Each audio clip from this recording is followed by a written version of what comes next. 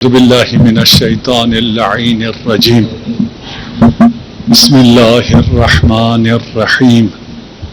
الحمد لله رب العالمين، والصلاة والسلام التحية والإكرام على أشرف الأنبياء والمرسلين وعلى آله الطيبين الطاهرين المعصومين، ولعنة الله على أعدائهم أجمعين.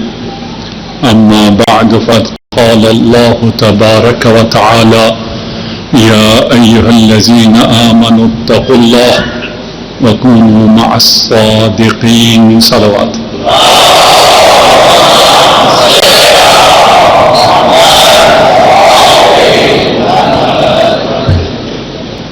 ہم ان راتوں میں اہل بیت سے توسل کرتے ہوئے اس رب کو پہچاننے کی کوشش کر رہے ہیں جس رب نے جتنا اہل بیت کو عطا کیا ہے اتنا ہم تصور بھی نہیں کر سکتے ہیں. اور یہ عطا کیسے ہوئی، کیوں کر ہوئی، یہ ایک خاصا گہرا اور عمیق باب ہے. کوشش کر رہا ہوں اگر ہو سکے، بس تھوڑا سا وقت باقی رہ گیا، 2 گھنٹے 3 گھنٹے اب ہمارے اس علمی سفر میں باقی رہ گئے، تو کوشش کر رہا ہوں اگر وہاں تک پہنچا تو انشاءاللہ اسے بھی کھولیں گے. ایک سوال یہ ہے کہ آپ نے کہا ناسبی تو جہنمی ہے، غالی کہاں ہے؟ تو اوپر نیچے یہ دونوں ساتھ ہیں. تو اس میں تو بات ہے ہی نہیں، بحث ہی نہیں ہے. دیکھیے، جس چیز کی بات ہو رہی ہوتی ہے اس کی مناسبت سے کہا جاتا ہے یہ یقیناً جہنم میں. غالی جو کہ غلو کرتا ہو. ہم ایک بات میں آپ کو ذرا سمجھا دوں کہ یہ بہت سے لوگ جنہیں ہم سمجھتے ہیں یہ غالی ہیں، یہ در حقیقت مقصر ہیں. یہ اہل بیت کو سمجھے ہی نہیں ہے، اور جاہل اہل بیت کو سمجھ سکتا ہی نہیں ہے. ہاں، مجھ جیسا جاہل ہو، میں اعتراف کرتا ہوں میرے بس کی بات نہیں ہے، میں نہیں سمجھ سکتا، تو میں صرف وہی باتیں کرتا ہوں جو اہل بیت نے ہمیں کہی. اس کے علاوہ اگر میں اپنی طرف سے کچھ کہنا شروع کروں تو میں جاہل ہوں، میں اہل بیت کی تعارف پیش کر سکتا ہی نہیں ہوں. اور مثلا جسے کلام اہل بیت پڑھنا آتا ہی نہ ہو اور وہ ہو وکیل اہل بیت،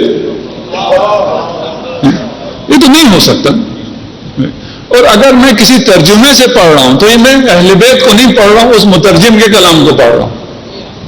میں تو پھر اہل بیت سے تو میرا کوئی ڈائریکٹ واسطہ نہیں ہے. اس لیے آپ میں سے، ہم میں سے بہت سے لوگ جنہیں غالی سمجھتے ہیں وہ مقصر ہے. ہاں بھائی، ہماری وہ بحث نہیں ہے کہ کون غالی ہے کون مقصر ہے، کیونکہ کسی نے کہا تو ان کا یہ نہ ہو یہ باعث ہیں، غالیوں کو نصیریوں کو تو اپنی طرف کھینچتے ہیں، اپنے بغل میں رکھتے ہیں، اور ان کو مشکل کس سے؟ ناصبیوں سے. نہیں بھائی، ہمیں دونوں سے مشکل ہے. ہمیں پیار ہے ہر اس شخص سے جو اہل بیت سے محبت کرتا ہے، ہر اس شخص سے، جہاں مرضی ہے، جیسا مرضی ہے. اور اہل بیت سے محبت کا مطلب یہ ہے کہ وہ تعلیمات محمد و آل محمد کے مطابق اپنا عقیدہ رکھتا ہو. ہر اس شخص پہ میری جان قربان. مجھے اور کوئی کام نہیں ہے اس کا رنگ کیا ہے، اس کا عقیدہ کیا ہے، یعنی وہ کس گروپ کا ہے، کس ایتھنک کا ہے، کیا زبان بولتا ہے، کوئی مجھے اس سے غرض نہیں ہے. بس صلوات پڑھ جے محمد و آل محمد.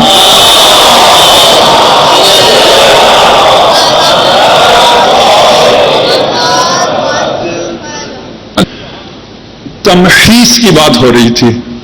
یہ تمحیص ہم نے کہا تھا، آپ پڑھ کے البتہ تمحیص کو ہم نے شرح بھی نہیں کی تھی.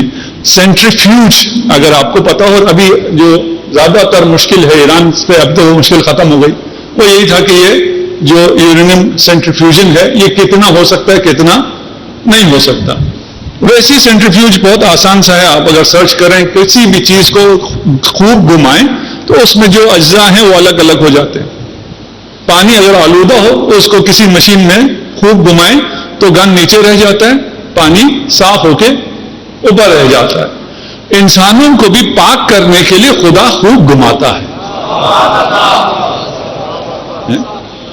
خدا اس کو گھماتا ہے, اس کو سمجھ میں نہیں آ رہا ہوتا کہ یہ مجھے کیوں گھمایا جا رہا ہے. اگر سمجھ میں آئے تو اسے مزہ آئے گا.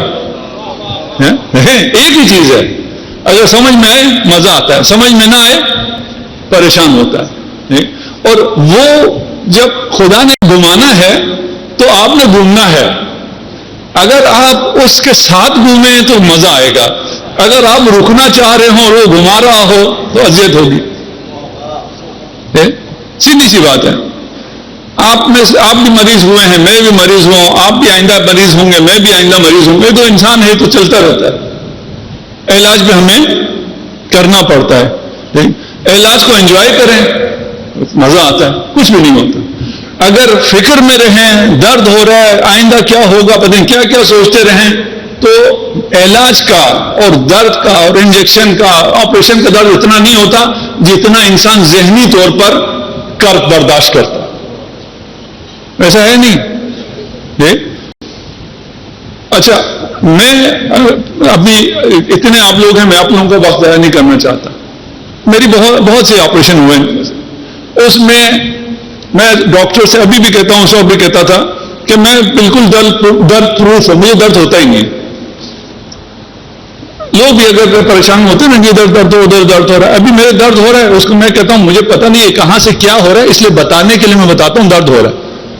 اگر کوئی ڈیمیج نہیں ہو رہا, صرف درد ہے, وہ تو کوئی مسئلہ ہی نہیں ہے. اگر آپ اس اسٹیٹ میں آ جائیں کہ خدا نے مجھے جہاں لے جانا ہے, جتنا مریض کرنا ہے, جو بھی ہے, مجھے مسئلہ نہیں ہے, میں تو انجوائے کرتے ہوئے ساتھ چلوں گا, آپ کو کچھ بھی نہیں ہوتا. اچھا, ہمیں لگتا یہ ہے آزمائش ابتلا کب ہوتا ہے؟ جب آپ کو مریضی آئے. جبکہ خدا مال کو اور اولاد کو فتنہ کہتا ہے. اردو والا فتنہ بڑا خطرناک ہے, عربی والا فتنہ کا مطلب ہوتا ہے آزمائش. اگر عام کسی سے کہنا تمہارا بچہ فتنہ ہے تو وہ سمجھے پتہ نہیں یہ کیا کرتا ہے, مولانا کیا دیکھ لیا اس میں. نہیں, وہ بالکل ٹھیک ہے, زبردست ہے, اس میں کوئی خرابی نہیں ہے, لیکن پھر بھی وہ آپ کے لیے آزمائش ہے. اگر خدا دے وہ بھی آزمائش ہے, اگر خدا لے وہ بھی آزمائش ہے, ہمیں پتہ نہیں. ایک بہت خوبصورت سورہ ہے, سورہ فجر, امام حسین کا سورہ کہلاتا. اصل بات پڑھ دیجیے محمد والی.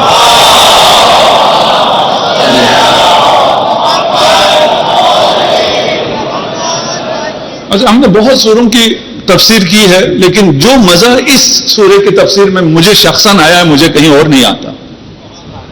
پڑھیے گا, اس سورے کی 2 آیتیں پیش کرتا ہوں, شاید 2 سے زیادہ. فَأَمَّا الْإِنسَانُ إِذَا مَبْتَلَاهُ رَبُّهُ, رب ہے ہاں, اگر میں نے جمع کی ہیں وہ ساری آیا جہاں جہاں رب ہے.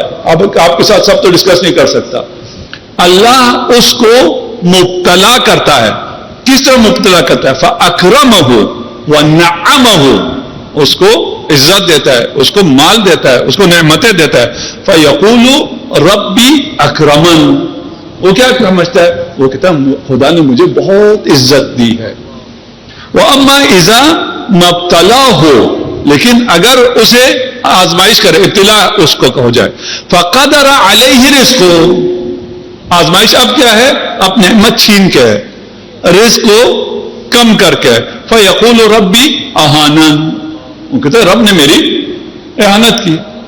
وہ اب نہیں چاہتا تھا میں باعزت زندگی کروں, میں اب ایک کمرے کے گھر میں, اس طرح کے ماحول میں, اس قسم کی گاڑی میں, یہ میری پریسٹیج کے خلاف ہے. رب چاہتا ہے میری عزت نہ رہے. قرآن کیا کہتا ہے ان دونوں صورتحال میں کہ یہاں عزت ہے, یہاں پر اہانت ہے. قرآن کیا کہتا ہے؟ کلا, تمہارا یہ عزت اور اہانت کا جو معیار ہے وہ بالکل غلط ہے. تم کس پہ رکھ رہے ہو؟ اگر مال ہے تو عزت ہے, مال نہیں ہے تو ذلت ہے. کلا, ایسا ہرگز ہی نہیں ہے. پھر کیا ہے؟ بل لا تکرمون الیتیم, تم یتیم کا اکرام نہیں کرتے. اگر یتیم کا خیال نہیں کرتے ہو, مال ہے تو بھی ذلیل ہو، مال نہیں ہے تو بھی ذلیل ہو. اب یہ کس کے ذہن میں تھا کہ یہ معیار ہوگا رب کا؟ یہ تو کسی کا، میں ایسے اگر ابھی تو مجلس ہے نا، ویسے میں انٹریکٹیو سیشن کرتا ہوں، کسی کے ذہن میں تو آتا ہی نہیں ہے. آپ کے رب کے ہاں عزت اور ذلت کا کیا معیار ہے؟ کہ یتیم، یتیم سے کیا کرنا، کتنا عزیز ہے یتیم. میں ہمیشہ یہ ریکویسٹ کرتا ہوں چھوٹا ہونے کے اعتبار سے کہ اپنے اطراف میں کسی یتیم کو نکال کے اس کے ساتھ شفقت کریں. ضرور یہ کوشش کریں.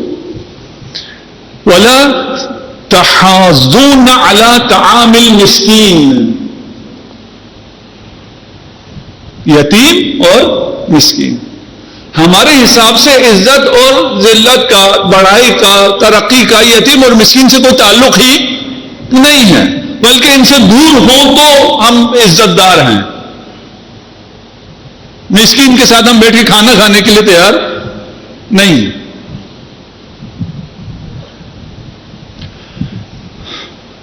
صلوات پڑھ دیں محمد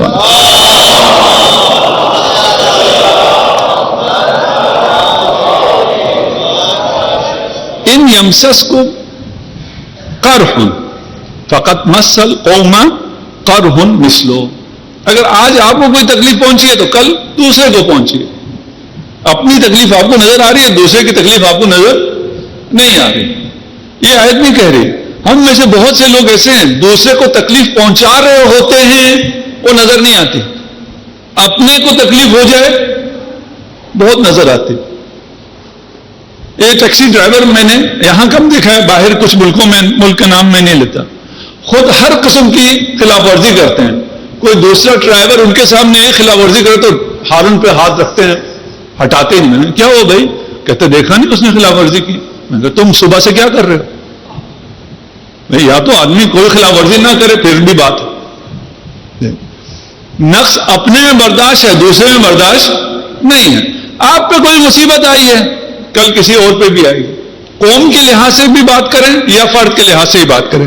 یہ کیوں ہے؟ تلک الایام نداولها، ہماری مرضی ہے بھائی، یہ ہم چلا رہے ہیں، ہم رب ہیں، ہماری مرضی ہے، ہماری سنت یہی ہے. تمہیں منظور ہو یا منظور نہ ہو. تم غلط تو نہیں کہہ رہے کچھ. رب، ہم رب کو سمجھنے بیٹھے نا. رب کہتا میری یہ سنت ہے، میں کسی کو پورے ساری زندگی کے لیے عیش و عشرت اور آرام میں نہیں رکھوں گا، امتحان سب سے لوں گا. کچھ کو دے کے کچھ سے لے کے، دونوں امتحان میں. کچھ کو پتا ہے کچھ کو پتا نہیں ہے. پاس کون ہوگا؟ جسے پتا ہے وہ امتحان میں ہے. کتنا باصلاحیت ہے یہ نہیں یہاں. آپ بہت باصلاحیت ہے لیکن آپ کچھ لکھ ہی نہیں رہے. کیوں؟ آپ کے خیال میں امتحان میں ہی نہیں. جب جاؤں گا امتحان میں تو لکھوں گا، پتا چلے یہی امتحان ہے. کیوں یہ کام کیوں کرتا ہوں؟ خدا پوچھ سکتا ہوں، نہیں تم پوچھ بھی نہیں سکتے. یہ کیوں کرتے؟ یہ دن بدلتے کیوں رہتے؟ ہم پوچھ سکتے ہیں؟ نہیں، اللہ سے کچھ نہیں پوچھا جا سکتا. وہ خود سے بتا دیں، اس کی مہربانی ہے. بتا رہا ہے وَلِيُمَحِّصَ اللَّهَ الَّذِينَ آمَنُوا، تاکہ جو ایمان لائے ہیں ان کو. اب اس کا ترجمہ والد صاحب نے بہت اچھا سا کیا، اسے میرے ذہن سے ابھی وہ لفظ نکل گیا. ان کو نچوڑ کر، ان کو سینٹریفیوج کر کے انہیں پاک کیا جائے. مجھے محبت ہے اپنے بندوں سے، میں ان میں سے جو ایمان لائے ہیں انہیں ایک اگلے لیول پہ لے کے جانا چاہتا ہوں. اپنے سارے بندوں کو نوازتا ہوں، سب کو نعمت دیتا ہوں، اس میں کوئی فرق نہیں ہے. لیکن مومنین کے لیے ایک سٹیپ آگے ہے. جیسے جوس نکالتے ہوئے آپ اس پھل کا جوس نکال دیتے ہیں، جوس کو لے لیتے ہیں، جو توفالا ہوتا ہے کیا کہتے ہیں اس کو، آپ اس کو پھینک دیتے ہیں. خدا بھی یہی کہہ رہا ہے میں مومنین کو مزید پیور کر دیتا ہوں، وہ یمحق الکافرین، کافروں کو مٹا دیتا ہوں.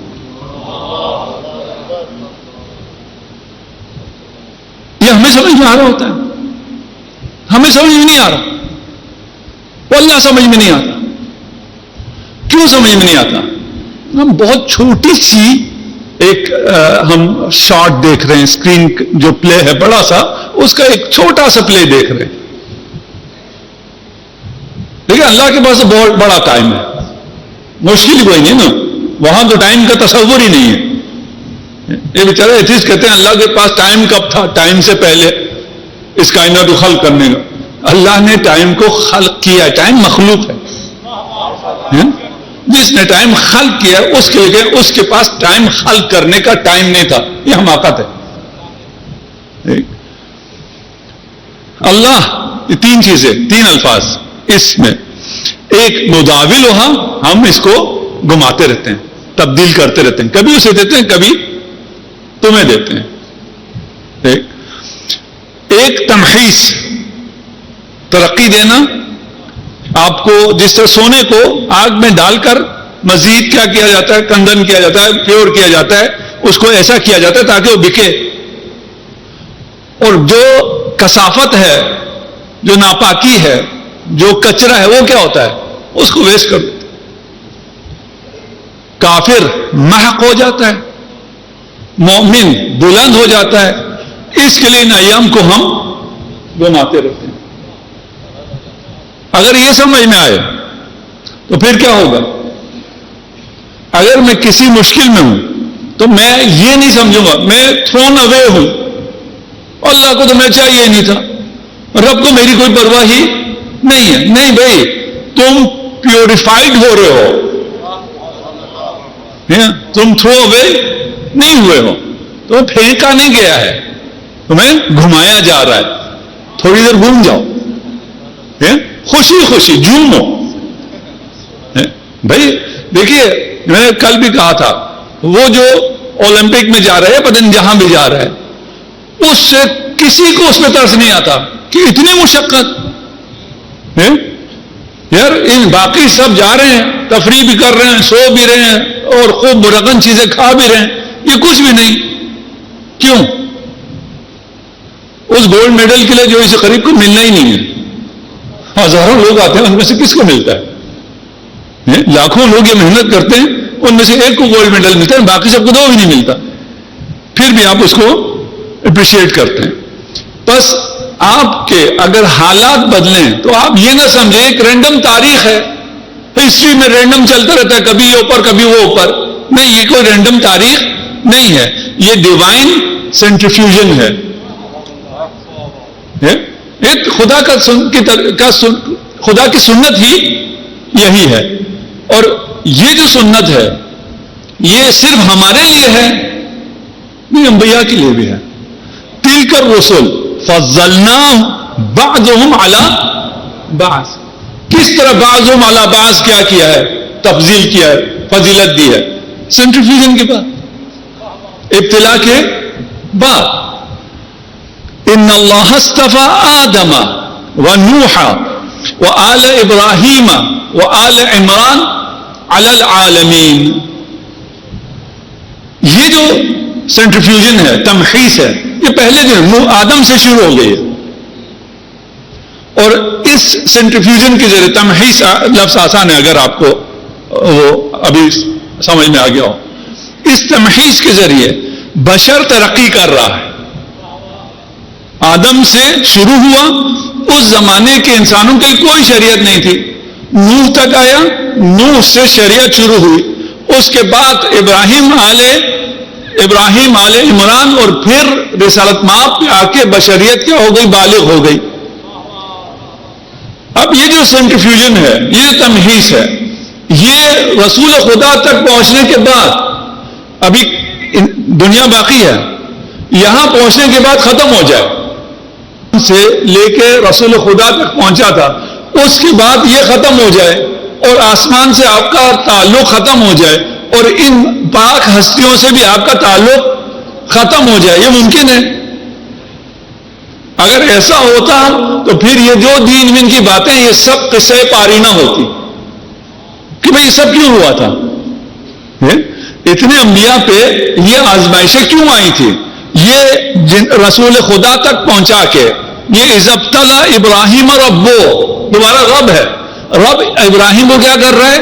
ابتلا، آزمائش، سختیاں ہیں۔ ابتلا آزمائش، امتحان تو نہیں ہے کہ ایئر کنڈیشن روم میں آپ کو کہیں یہ پیپر کاغذ ہے اور امتحان لیں، ایسا تو نہیں ہوتا۔ جو امتحان تکویناً ہوتا ہے، شریعت میں جو امتحانات لیے جاتے ہیں وہ اسی وقت ہوتا ہے جب آپ غفلت میں ہوتے ہیں، جب آپ کو پتہ نہیں ہوتا کہ یہ امتحان ہے، اسی وقت امتحان ہو رہا ہوتا ہے۔ جب آپ کو پتہ ہوتا ہے، ابھی یہاں بیٹھے کون معاشرت کرے گا؟ کوئی بھی معاشرت کہاں ہوگی؟ کل جب آپ اپنے ٹیبل کے پیچھے ہیں، جہاں آپ کے پاس پاور ہے، جہاں آپ کے قلم میں طاقت ہے، وہاں معاشرت ہوگی۔ اگر جو حضرت ابراہیم کو ابتلا ہوئی اور اس ابتلا کے نتیجے میں امامت ملے، وہ رسول خدا پہ آ کے ختم ہو جائے، تو پھر ہم سب کیا ہیں؟ ہمیں اس ابتلا کا، اس ترقی کا، ان انبیاء کا، او خاتم الانبیاء والمرسلین کا ہمیں کیا فائدہ ہوا؟ یہ ہمیں کوئی، اگر وہ ذات نہ ہو، وہ حجت خدا نہ ہو، اور یہ آسمانی اور وحی کا سلسلہ اور حکومت الہی کا سلسلہ، خدائی نمائندے کا سلسلہ رسول خدا کے بعد ختم ہو جائے تو سارا دین قصے پارینہ ہے، اس کی کوئی حیثیت ہی نہیں ہے۔ ختم رسول کا تصور صرف تب ٹھیک ہے جب اس کے بعد امامت کا تصور ہو۔ ختم نبوت یعنی ایک الہی نظام ختم ہوا ہے، وہ کب ختم ہوگا؟ جب اس کی جگہ دوسرا الہی نظام آ جائے گا۔ ایسا نہیں ہو سکتا ہے کہ الہی نظام چل رہا ہے اور اتنے سالوں چلنے کے بعد ایک دم سے وہ ختم ہو جائے، ختم، اور اب کیا ہے جی، اب کچھ نہیں، اب تم کچھ کر لو۔ اب اگر ہم نے کچھ کرنا ہے تو پہلے والے بھی خود کچھ کر لیتے، ایسا نہیں ہے۔ دیکھیں معمولاً آپ کو کہا جاتا ہے آپ امامت مانتے ہیں، اس کا مطلب یہ ہے کہ آپ ختم نبوت کو نہیں مانتے، نہیں۔ اور ہم بچوں کو تو ان سوالوں میں پڑھنا ہی نہیں چاہیے نا، آپ کو بحث کرنے کی ضرورت ہی نہیں۔ آپ پہ اگر اعتراض کرتے ہیں، آپ کے ایک دو اعتراض کر سکتے ہیں، آپ کے پاس ہزاروں اعتراض ہیں، اور الجھے نہیں، الجھنا بالکل بھی صحیح نہیں ہے۔ دیکھیں ہم بحث کر سکتے ہیں، جیسے ابھی میں آپ کے ساتھ مباحثہ کر سکتا ہوں، آپ مجھ پہ سوال کر سکتے ہیں، یہ سوالات ہیں نا جو آپ نے مجھ سے کی، آپ مجھ سے سوال کر سکتے ہیں، میں آپ کو جواب دے سکتا ہوں۔ جواب نہ ہے، مجھ سے جو غلطیاں ہوئی، میں نے آپ سے اعتراف کیا کہ میں نے ایڈریس آیت کا نہیں دیا، یہ مجھ پہ، یہ گفتگو ہو سکتی ہے۔ اس گفتگو سے اگر آپ آپس میں ہم گفتگو کریں گے، پیار محبت کو بڑھنا چاہیے، یہ جیت ہار کے لیے نہیں ہے۔ ابھی یہ گفتگو کو میں آپ سے جیتنے کے لیے کر رہا ہوں، میری جیت بھی وہی ہے جس میں آپ کی جیت ہے، آپ کی ہار بھی وہی ہے جس میں میری ہار ہے۔ تو آپس میں ہم مختلف فرقے بات کر سکتے ہیں، گفتگو ہونی چاہیے، لیکن اختلاف اور لڑائی اور فرقہ واریت نہیں ہونی چاہیے۔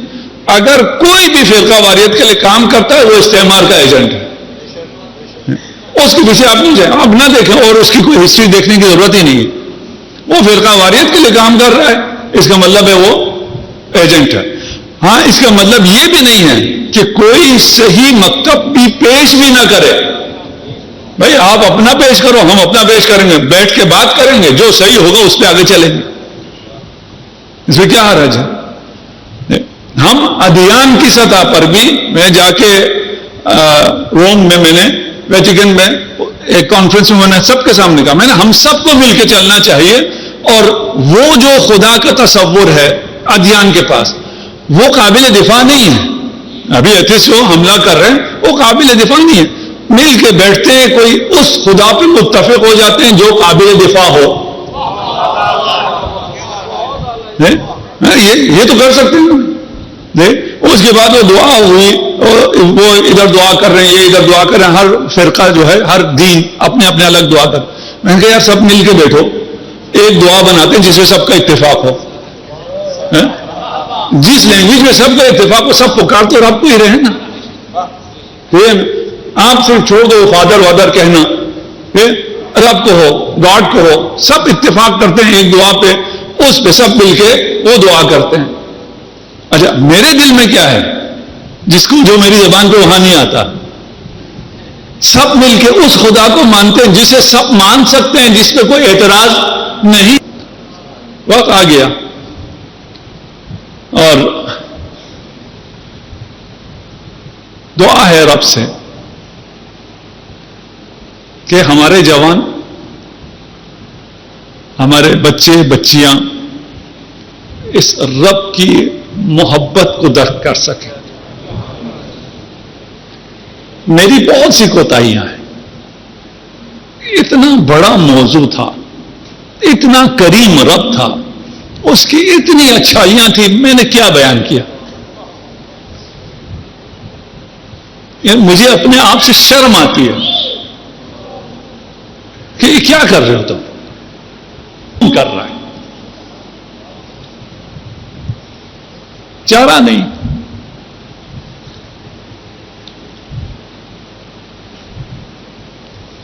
ممبر پہ اس لیے بھی بیٹھتا ہوں کہ یہ نوکری حسین ہے. کوئی نوکری ہو نہ ہو، نام تو لکھا جائے گا، یہ بھی نوکر، یہ بھی ذاکر ہے. اگر اس رب کو پہچان لیا، کتنا سکون آپ کی زندگی میں آ سکتا ہے. ایک مثال پھر آپ کی زحمت تمام.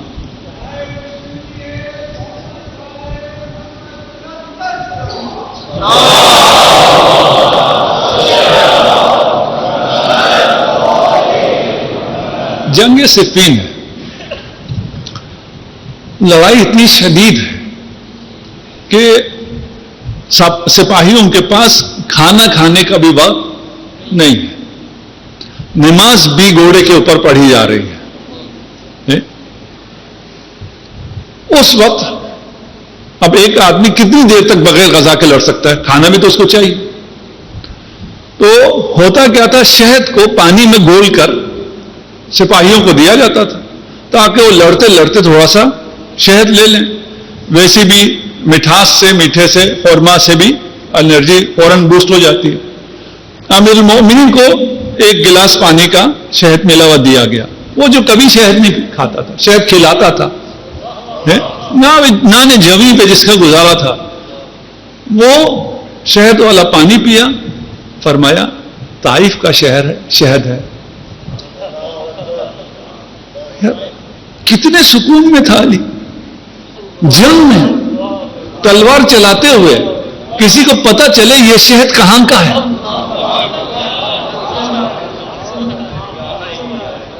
کتنا سکون. یہ اتنا سکون، سکون کی اس منزل تک ہم تو نہیں پہنچ سکتے، لیکن جب علی کے ماننے والے ہیں تو ہمیں ہونا تو کوئی سکون چاہیے ہر حالت میں.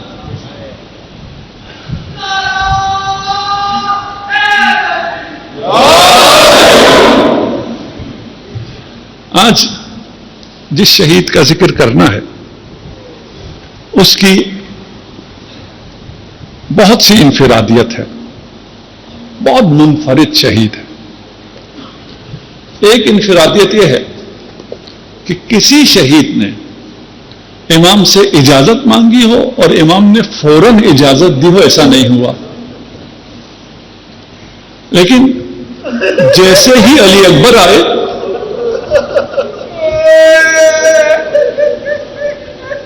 اب ذرا پہچانیے امام کا مقام.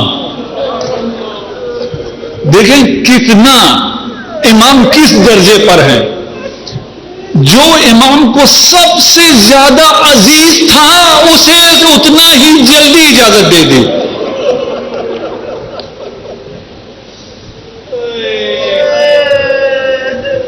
وقت آ گیا، فضائل بھی تھے. امام سے پوچھا آپ کو سب سے پیارا کیا ہے؟ کہا مجھے سب سے پیارا بیٹا. کہا بیٹوں میں کون؟ جس کا زین العابدین جیسا بیٹا ہے وہ امام. اس سے جب پوچھا جائے بیٹوں میں کون سا بیٹا سب سے زیادہ پیارا ہے؟ کہا علی اکبر.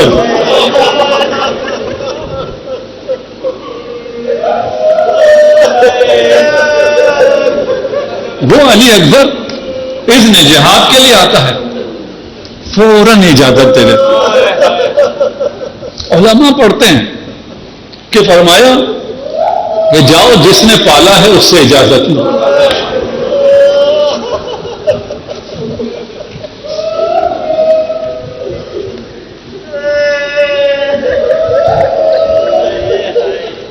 کیسے کہوں؟ دو ودا ہیں کربلا میں جو بہت سخت. ایک امام حسین کا ودا، وہ تو بیویوں کا حق تھا. انہیں پتا تھا جب امام چلے جائیں گے اس کے بعد یہ اغیار، یہ لشکر آ جائے گا لوٹنے کے لیے. وہ ودا تو حق بنتا تھا. لیکن تمام بیویوں کی امید علی اکبر، صرف علی اکبر کے لیے آتا ہے کہ جب ودا کر رہے تھے اور بڑی مشکل سے جب بیویوں نے امام کے حکم پر جانے دیا تو علی اکبر ایسے نکلے جیسے کسی گھر سے جنازہ نکلتا.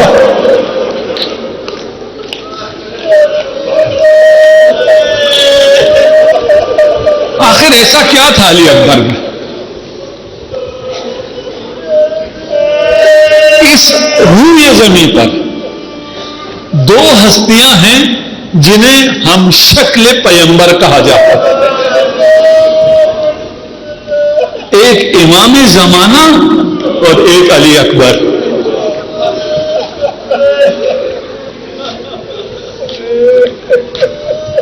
اجازت ملی، گھوڑے پہ سوار ہوئے. یہ واحد شہید ہے، واحد مجاہد ہے جس کے لیے امام نے یہ آیت پڑھی ان اللہ اصطفیٰ آدم. یہ سلسلہ استفاء کا جس سلسلے میں امام حسین نے علی اکبر کو رکھا ہے. یہ کبھی میں فضائل پڑھوں تو بیان کروں میں یہ کیا معجزہ. یہ مذاق نہیں ہے، یہ مفسر قرآن ہے. یہ حسین ابن علی ہے. علی اکبر چلے دنیا و ما فیہا کو چھوڑ کر. احلا من العسل. بابا اگر ہم حق پر ہیں تو موت شہد سے زیادہ شیریں ہے. اس شیرینی کی طرف چلے. ایک نحیف سی آواز آتی ہے مہلن مہلا. اکبر ذرا آہستہ.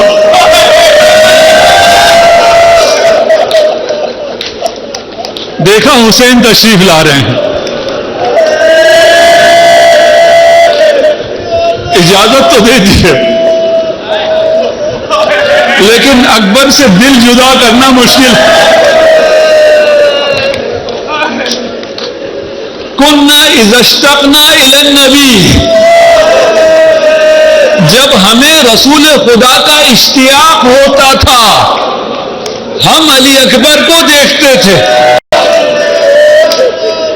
حسین علی اکبر سے جدا نہیں ہو رہے، حسین محمد رسول اللہ سے جدا ہو رہے.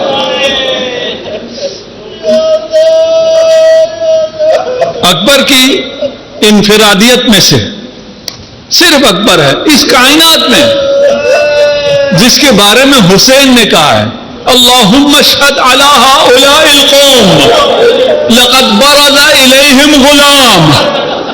خدا سے کہا خدا تو گواہ رہنا. وہ ابھی جا رہا ہے. جب ہمیں رسول کی سیرت یاد آتی تھی ہم اکبر کو دیکھتے تھے. جب رسول کی صورت یاد آتی تھی ہم اکبر کو دیکھتے تھے. جب رسول کا لہجہ یاد آتا تھا اکبر کو سنتے تھے.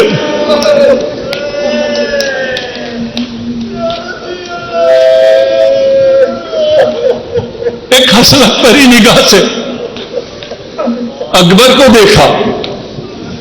روایت کہتی ہے آنسوؤں سے آنکھ بھر گئی اور وہ مقام بھی آیا جب حسین ضبط نہ کر سکے. فبکا بکاء شدیدا.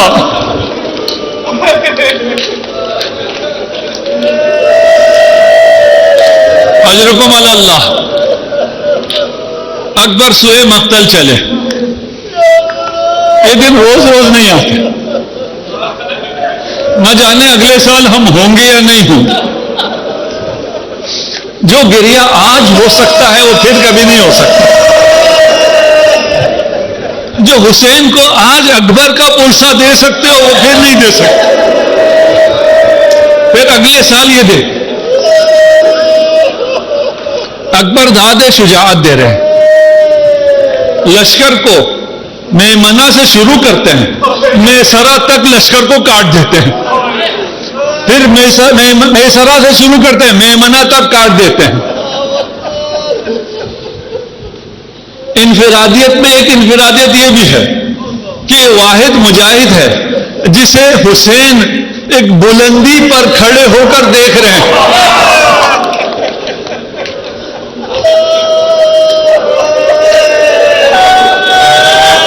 وہ حسین جس نے اکبر قربان کر دیا، راہ خدا میں دے دیا، لیکن ابھی دل میں حسرت ہے ایک بار اور علی اکبر آ جائے۔ علماء پڑھتے ہیں کہ اکبر کی ماں سے کہا ماں کی دعا قبول ہوتی ہے، حسین کو کسی سے کہنا پڑ رہا ہے دعا کرو۔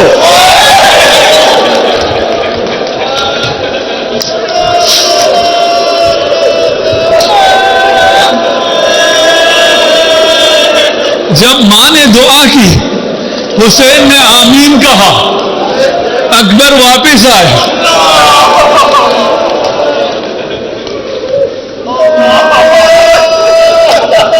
روایت میں نہیں ہے جس نے ایسے لشکر کو پلٹ کے رکھ دیا تھا اس کے زخم کتنے آئے ہوئے تھے اور حسین نے ان زخموں کو کیسے دیکھا۔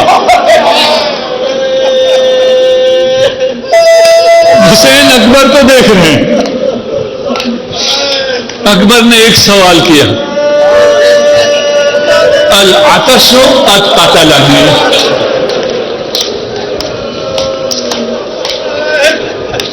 بابا پانی کا سوال ہے۔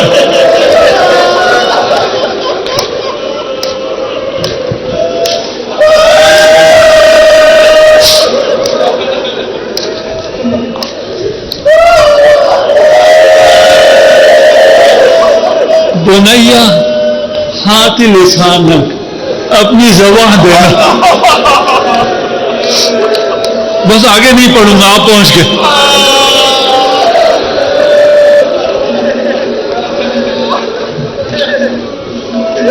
اکبر دوبارہ چلے، ایک لعین نے چھپ کے وہی وار کیا جو فرق امیر المومنین پہ ہوا تھا۔ خون اکبر کی آنکھوں میں آ گیا۔ اکبر نے راہوار کے گردن میں ہاتھ ڈالا، راہوار خیام کی طرف آنے کی بجائے لشکر اعداء کی طرف چلا گیا۔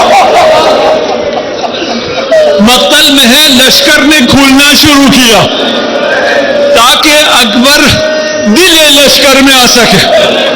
جب لشکر کے درمیان میں آگے فَقَطَعُوهُ بِسُيُوفِهِمْ إِرْبًا إِرْبًا،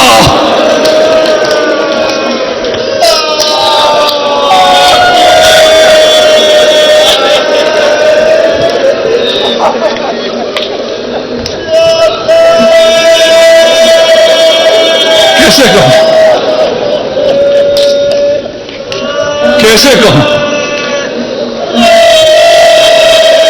خدا نے یہ صبر حسین کو پتہ نہیں کیسے دیا۔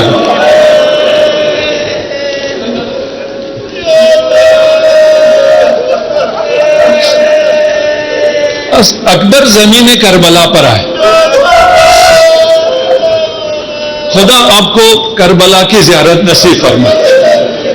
تھوڑا سا سانس لے لیجیے۔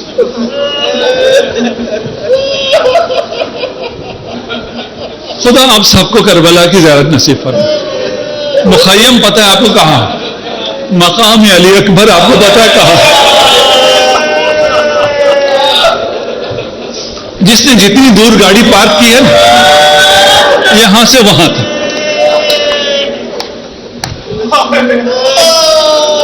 علی اکبر کو پانی نہیں ملا تھا، گلا خشک تھا. تلواروں سے علی اکبر کے صرف بازو شہید نہیں ہوئے، علی اکبر کو ٹکڑے ٹکڑے کر دیا تھا.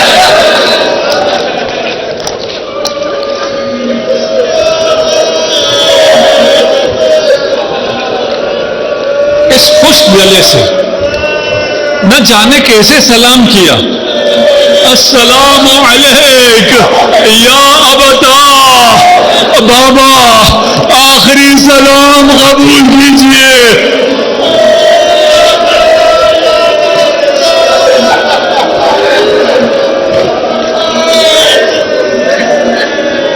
یہ آواز کیسے حسین کے کانوں تک پہنچی؟ وہ عقاب کی طرح جانے والا حسین، وہ شان سے جانے والا حسین اب کبھی چلتا ہے، کبھی گرتا ہے، کبھی گھٹنوں کے بل چلتا ہے.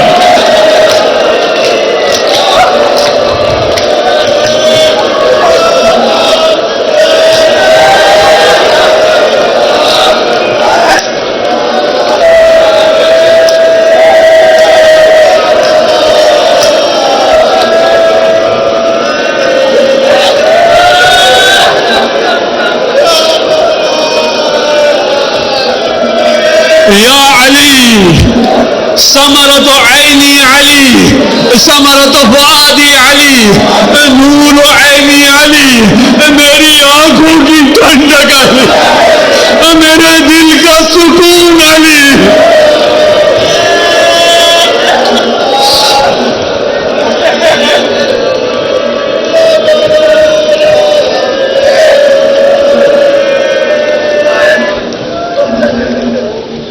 علی اکبر کے پاس پہنچتے ہیں. اب حسین میں بیٹھنے کی طاقت بھی نہیں. ایک طرف علی اکبر لیٹے ہیں، ایک طرف حسین لیٹ گئے. دو بدن ہیں، دونوں ایڑیاں رگڑ رہے ہیں. بیٹا ایڑیاں رگڑ رہا ہے، سینے میں برچی کا پھل بے بس ہے. باپ ایریا رگڑ رہا ہے، جوان بیٹا دنیا سے جا رہا.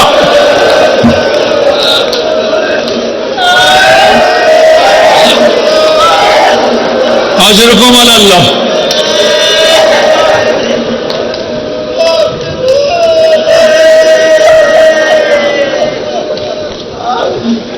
بنی علی قتلوک،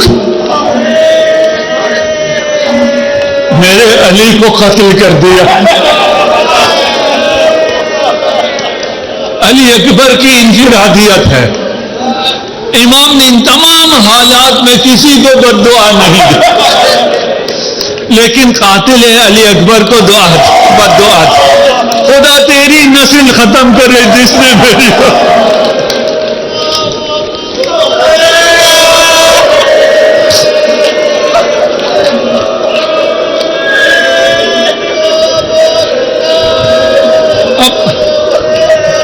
روایت کا سخت مرحلہ ہے.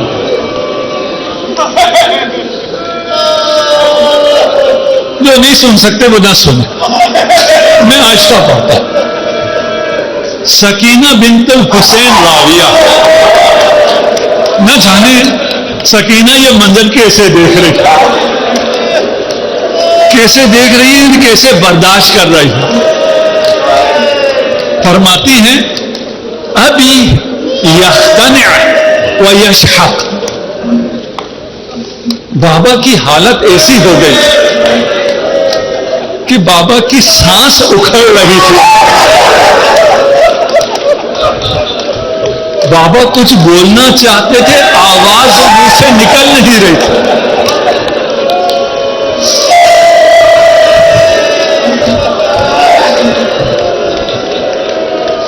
پھر اپنی طاقت کو جمع کر کے حسین نے فرمایا بنی علی علی الدنیا بعدک العفا.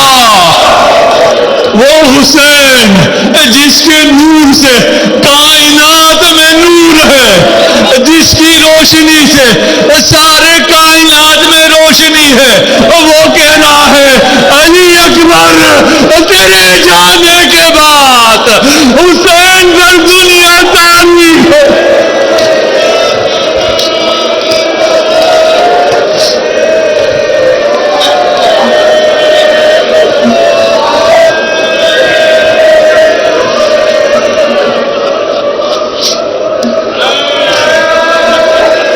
علی الدنیا بعدک العطا.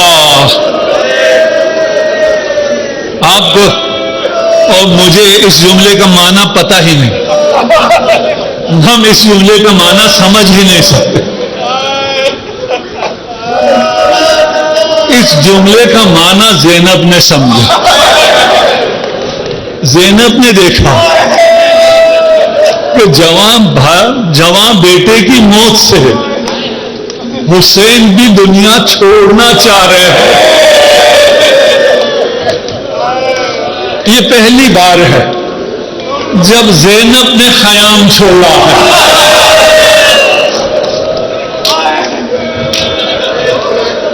آپ نے سن لیا، میں نے کہہ دیا. کہاں مخیم، کہاں مقام علی اکبر. حسین آئے، ہاتھ میں ذوالفقار تھے، مرد تھے. میں نہیں جانتا زینب برقعے میں حجاب میں کس طرح آئی، کتنی دفعہ گری، کتنی دفعہ اٹھی، کیسے حسین تک پہنچی. راستے میں بھیا حسین کو پکارتی آ رہی تھی. جب پہنچی، جب اکبر کو دیکھا تو معلوم ہوا جوان بیٹے کا لاشا حسین دیکھ نہ پائے گا. اپنے آپ کو اکبر پر گرا دیا.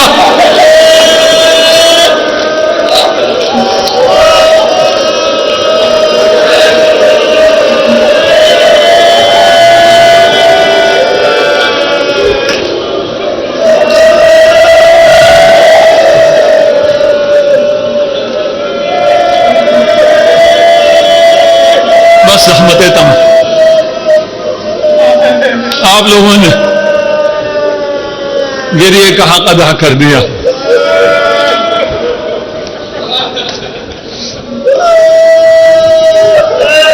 میں جناب سیدہ کے سامنے شرمندہ ہوئے. میں نے کیا کہا؟